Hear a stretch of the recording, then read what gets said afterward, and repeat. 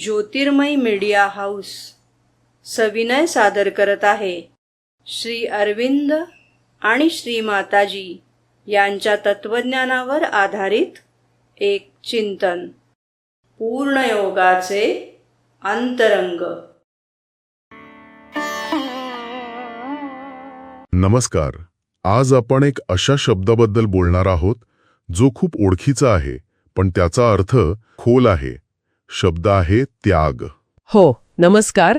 आणि आपल्याकडे आज श्री अरविंद यांचे काही विचार आहेत जे या त्यागाच्या संकल्पनेला एका वेगळ्याच पातळीवर घेऊन जातात, नाही का? अगदी. सामान्यपणे त्याग म्हटलं की आपल्याला काय वाटतं? सुख सोडणं, काहीतरी नाकारणं, किंवा आपल्याला ज्या गोष्टी आवडतात त्या सोडून द्यायच्या. पण श्री अरविंद यांच्या विचारांनुसार हा त्यागाचा खरा किंवा म्हणूया की अंतिम अर्थ नाहीये. हेच तर आज जरा खोलात जाऊन बघायचंय.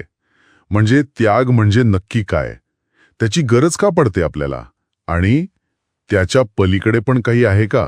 सुरुवात या प्रश्नापासून होते की हा त्याग तो गरजेचा का वाटतो. बरोबर. याचं मूळ आहे आपल्या मनात. दोन गोष्टी, एक म्हणजे अज्ञान आणि दुसरं म्हणजे आसक्ती. आसक्ती म्हणजे चिकटून राहणं. अगदी. म्हणजे मनाची वस्तूंना किंवा अनुभवांना धरून ठेवण्याची, चिकटून राहण्याची वृत्ती. आणि यामुळे काय होतं की आपण इंद्रियांच्या सुखात, अनुभवांमध्ये अडकून जातो. अच्छा. म्हणजे जर हे असं चिकटून राहणं नसतं किंवा हे अज्ञान नसतं तर मग कदाचित त्यागाची कल्पनाच नसती. आत्मा सहजपणे छोट्या आनंदाकडून मोठ्या खऱ्या आनंदाकडे गेला असता. म्हणजे गरजच नसती त्यागाची. पण आता ती आसक्ती आहे म्हणून त्यागाची गरज आहे. पण मग प्रश्न येतो की कुठला त्याग? बरोबर. बाहेरून वस्तू सोडायच्या की नाही. श्री अरविंद म्हणतात की खरा त्याग हा आतून व्हायला हवा. म्हणजे ज्या गोष्टींना आपलं मन चिकटलेलं आहे ना, त्या गोष्टींबद्दलची आसक्ती सोडणं, तो खरा त्याग. पण मग अनेकदा असं होतं की आपण वस्तूच दूर करतो. म्हणजे समजा गोड खाण्याची आसक्ती असेल तर गोड खाणंच बंद करतो. तर त्या बाह्य त्यागाचं काय? तो महत्वाचा नाहीये? नाही, निरुपयोगी नाही तो. म्हणजे काही वेळासाठी तो उपयोगी असू शकतो, मनाला वळवायला मदत करू शकतो.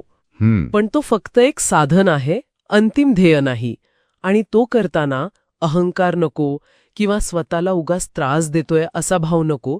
खरा बदल आतून व्हायला हवा. अच्छा. म्हणजे बाहेरून सोडणं हे एक वेळ ठीक आहे, पण आतून ती आसक्ती गेली पाहिजे, ती सुटली पाहिजे. अगदी. आणि मग येते त्यागाच्या पलीकडची अवस्था. हो, इथेच खरी उत्सुकता आहे. म्हणजे त्यागाच्या पुढे काय? खरी गंमत तिथेच आहे, जेव्हा मन इतकं तयार होतं, इतकं परिपक्व होतं की कोणतीही वस्तू किंवा अनुभव त्याला खेचू शकत नाही, बांधून ठेवू शकत नाही. बरोबर. तेव्हा त्या वस्तूचा त्याग करायची गरजच राहत नाही. हे इंटरेस्टिंग आहे. म्हणजे वस्तू टाळायची नाहीये. नाही, टाळायची नाही. तर तिच्या आकर्षणाच्या पलीकडे जायचंय. हो.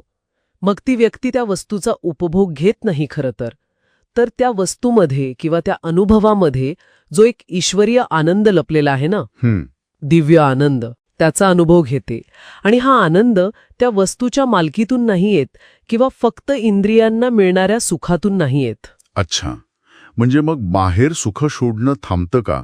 कारण तोच आनंद मग सगळीकडे दिसायला लागतो, अगदी साध्या गोष्टीत सुद्धा. अगदी तसंच. आणि मग माझी वस्तू, मला हवं, हा जो मालकी हक्क असतो त्याची गरजच वाटत नाही. ती व्यक्ती मग स्वतःसाठी काही मागत नाही. उलट सर्व जीवांमध्ये, सर्व वस्तूंमध्ये ते एकच चैतन्य बघते आणि त्याची इच्छा पूर्ण करते. म्हणजे स्वतःला नाकारणं किंवा इच्छा मारणं हा मुद्दाच नाहीये इथे. नाही, अजिबात नाही. तर आसक्ती आणि अज्ञान यातून सुटून एका वेगळ्या प्रकारचं स्वातंत्र्य मिळवणं आहे, ज्याला आत्मस्वातंत्र्य म्हटलंय. बरोबर. प्रकृतीच्या म्हणजे या भौतिक जगाच्या बंधनातून मुक्तता. तर थोडक्यात सांगायचं तर या विचारानुसार त्याग हे एक साधन आहे. हो, एक महत्वाचं साधन. पण ते साध्य नाही. अंतिम ध्येय त्यागाच्याही पुढे आहे. अगदी. अंतिम ध्येय आहे आसक्तीतून पूर्णपणे मोकळं होऊन जगात वावरणं आणि सर्व अनुभवांमध्ये, वस्तूंमध्ये त्या ईश्वरी आनंदाचा अनुभव घेणं. समभावाने. खूप खोल विचार आहे हा. आणि हे सगळं ऐकल्यावर एक मोठा प्रश्न उभा राहतो, नाही का? कोणता प्रश्न? की आजच्या जगात जिथे सगळा जोर कशावर असतो तर काहीतरी मिळवण्यावर, त्याचा उपभोग घेण्यावर, ते टिकवून ठेवण्यावर. हो, सततची धडपड असते. अशा जगात वस्तूंना किंवा अनुभवांना चिकटून न राहता त्यातला तो निर्भेळ, तो दिव्य आनंद घेणं हे प्रत्यक्षात कसं आणायचं? हा खरंच विचार करायला लावणारा मुद्दा आहे.